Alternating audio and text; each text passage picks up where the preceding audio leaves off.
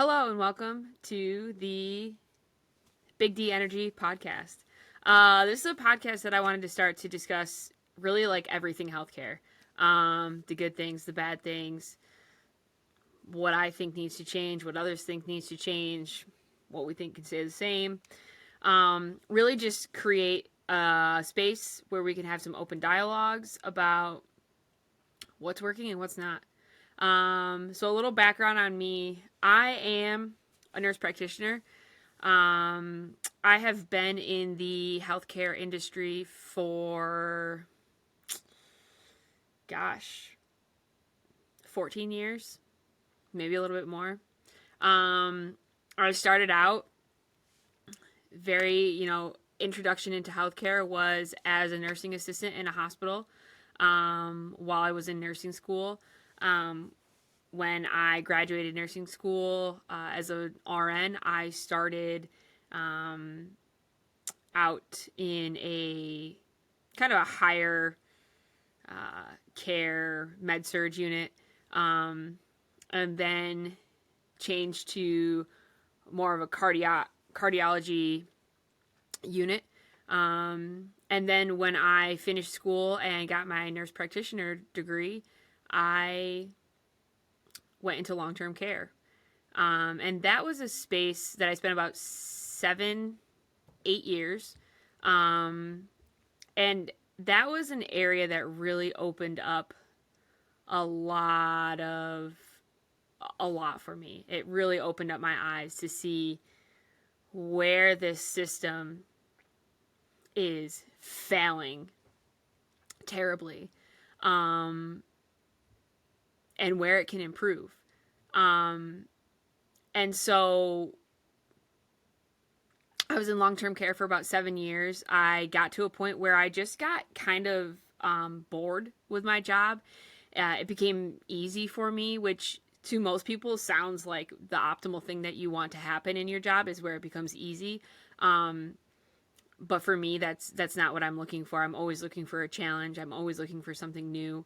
So I left that job that I had had for about 7 years, and I went into general surgery for about 7 months, which that did not last very long because that opened my eyes even more to a lot of cracks in the system.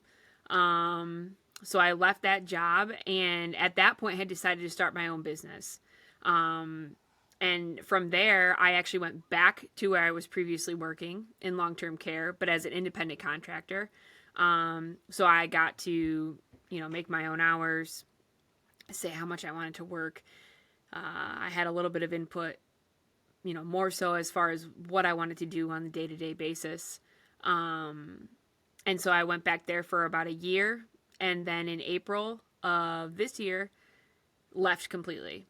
I got to a point where, although I was happier with what I was doing because I was able to dictate what I was doing a little bit more, I still had a very hard time doing some of the things that I needed to do from an ethical standpoint, as well as just seeing how other staff members were not enjoying their job, not doing the work for the reason that they entered this career path in the first place.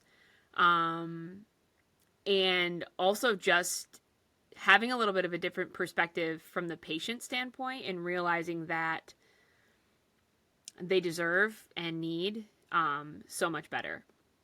So I currently now run my own business, mentoring other healthcare workers, specifically starting with burnout.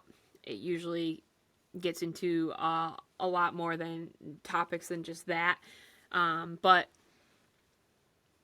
I help them, navigate what they need to in order to make their jobs more enjoyable.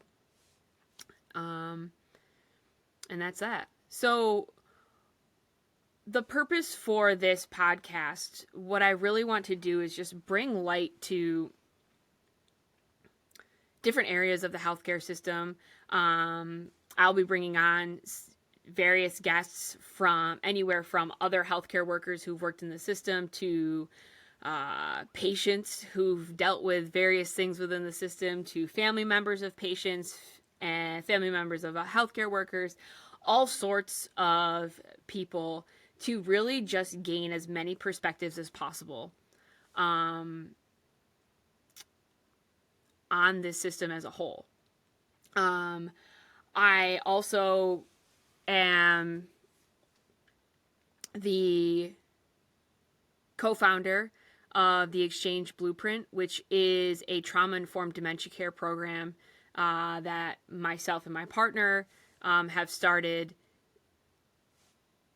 because of our experience in the long-term care network and how we feel that dementia care could and should significantly improve. So I have a lot of different perspectives. I have a lot of different experience within the system.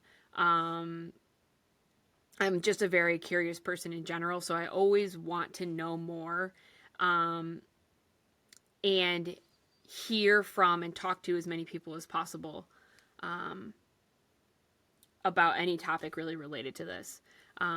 I, over the past year or two, have really started to do a lot of inner work on myself, a lot of mindset work. I've changed how I eat, how I function in my everyday life, different sorts of routines that I partake in throughout my day, really to optimize my health to the best it can be, so I don't need to rely on this system. And that's not because I don't think that the system does not work at all. In the sense of emergency care, the United States has one of the best healthcare systems you could seek out in regards to this. You need surgery, you get in a car accident, you have an acute event, a heart attack, a stroke, something along those lines. This is the place you want to be to receive that care. I 100% believe that. Anything beyond that, I believe there are so many cracks in the system that it just doesn't work how it needs to. I think there is a very big reliance on pharmaceutical medications, not necessarily from the patient standpoint where they're going in and looking for, hey, there's something wrong with me, I want a drug for it. I think it's more along the lines of, especially, for example, like in the primary care setting, there's just not enough time to really talk to a patient, find out what's going on, get very good and detailed, lengthy histories, have really deep conversations with them to find out why they're feeling the way they're feeling and what has led up to this present moment. And so instead, we have 15 minutes, maybe, to learn as much as we can about a patient, figure out what's happening with them, diagnose them, and treat them. And oftentimes what happens is that results in not gathering as much information as we could. It results in, I believe, a lot of frustration on the end of the provider as well as the patient.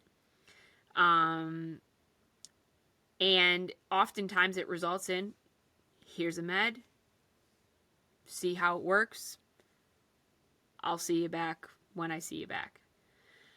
And I think that there are times when it works, acute illnesses that you get when you need an antibiotic, you go and you get it, you're gone.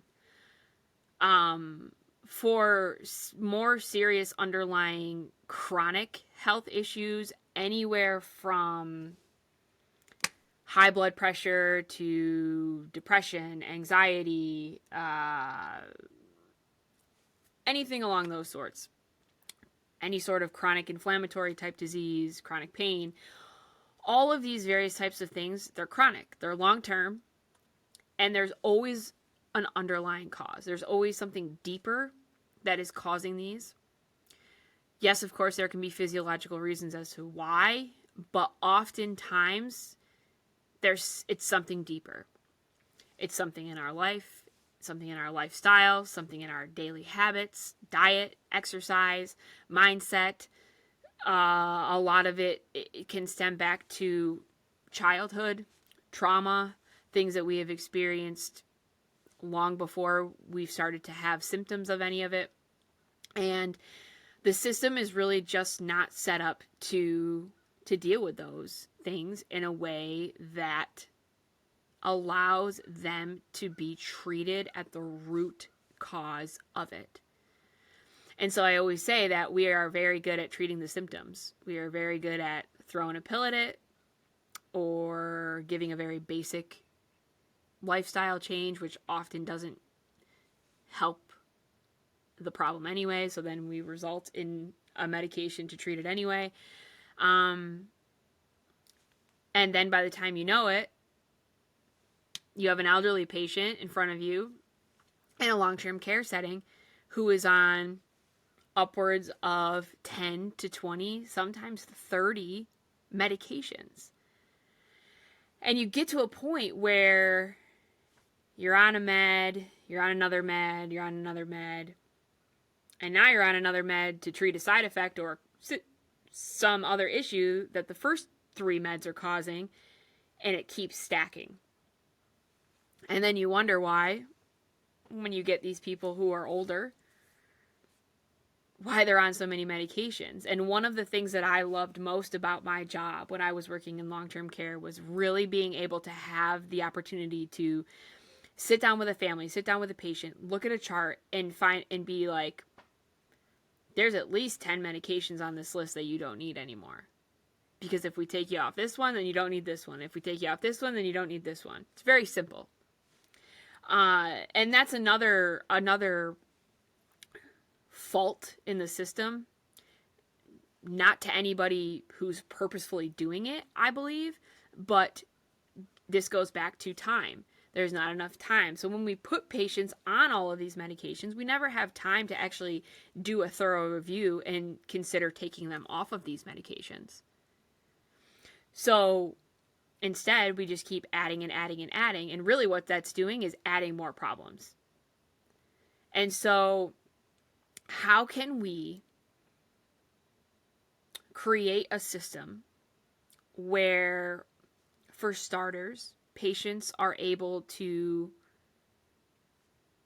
treat themselves? And that starts with lifestyle, that starts with mindset, that starts with working through past traumas, which I wholeheartedly believe leads to a plethora of chronic illness later in life. So how do we create a system where patients are allowed to heal themselves through lifestyle, through food, through mindset, and only need the system for emergencies or when these various types of other modalities have been exhausted and are no longer working? I believe that would create a less overwhelmed system that would allow it to actually work better, where staff members were not completely burned out, where patients felt like they were actually being cared for,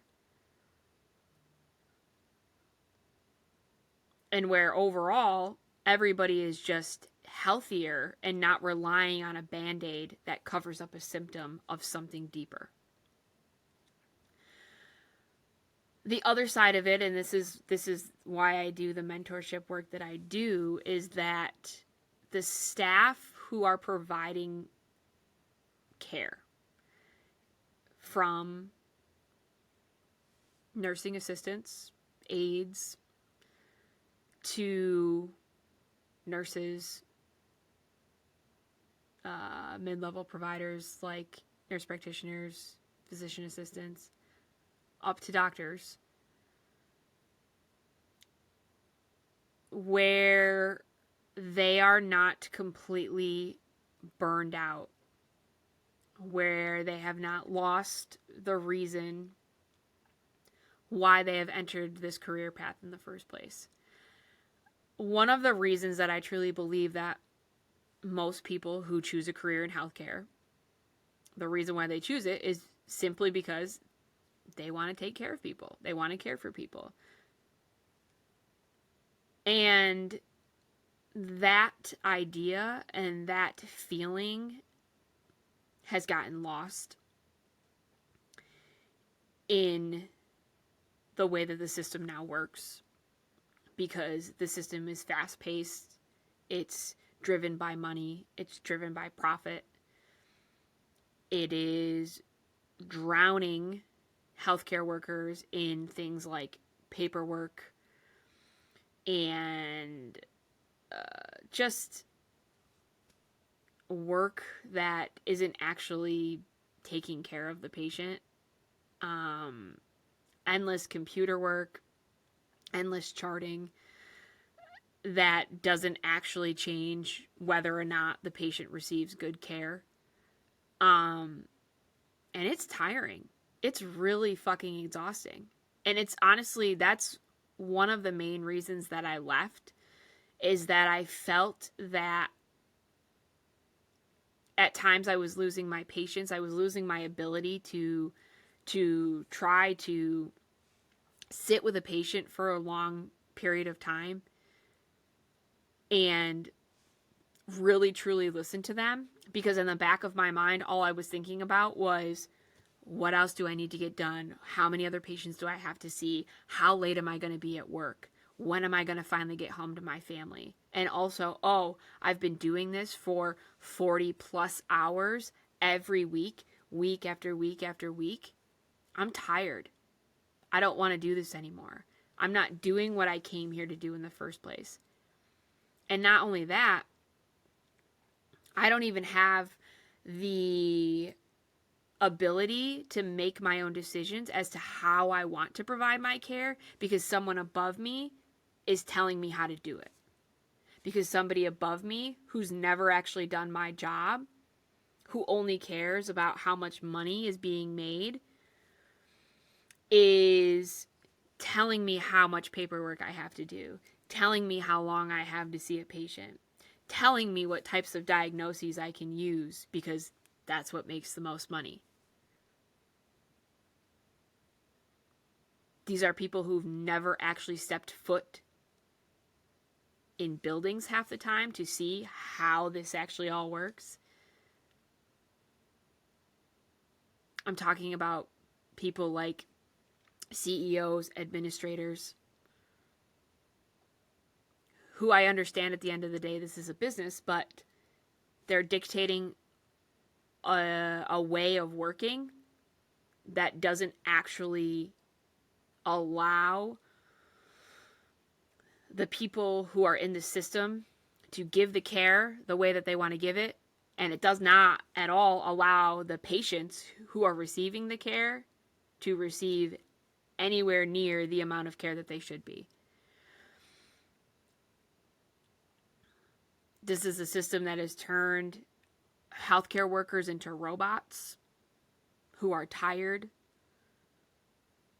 who go to work tired, come home tired, take it out on patients, take it out on their families. It's a system that has left patients wondering if anybody actually cares what they have to say. The amount of times in my career that I have walked into a room after a patient has had an experience with some other staff member, the amount of times that I've heard, does anybody actually care about me? Does anybody actually care why I'm here? Does anybody actually want to help me?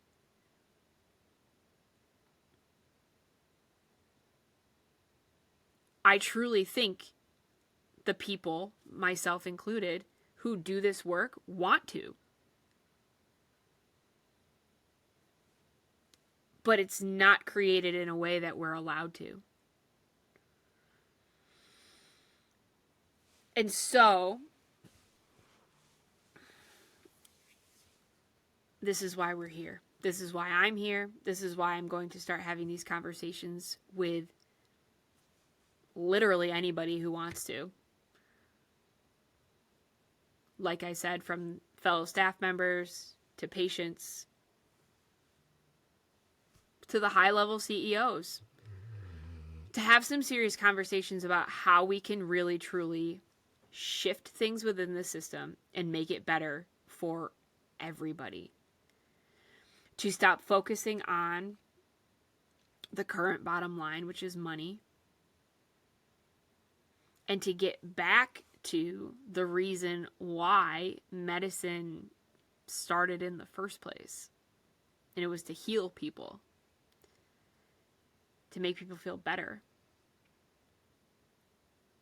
But I'm also going to be introducing another perspective of we don't need to rely on anything outside of ourselves to make us better, to heal us. A lot of that healing can be done within ourselves, with healing past traumas, putting better things in our body and on our body. And so my goal here is to have open and honest conversations. I welcome in anybody who has any input, any thoughts, any experiences, because I truly believe that the more we start talking about it, the more people that are invested in this, the more people who are interested in this, I truly believe that change can start to be made. And it may start small, but I truly believe it can be much bigger than that. So this is why I'm here. And this is where I'm going to stay until the job is done. So I thank you all for listening.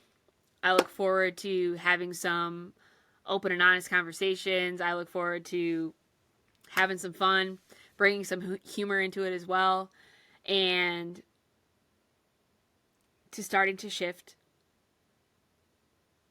a system and redefine what healthcare truly is.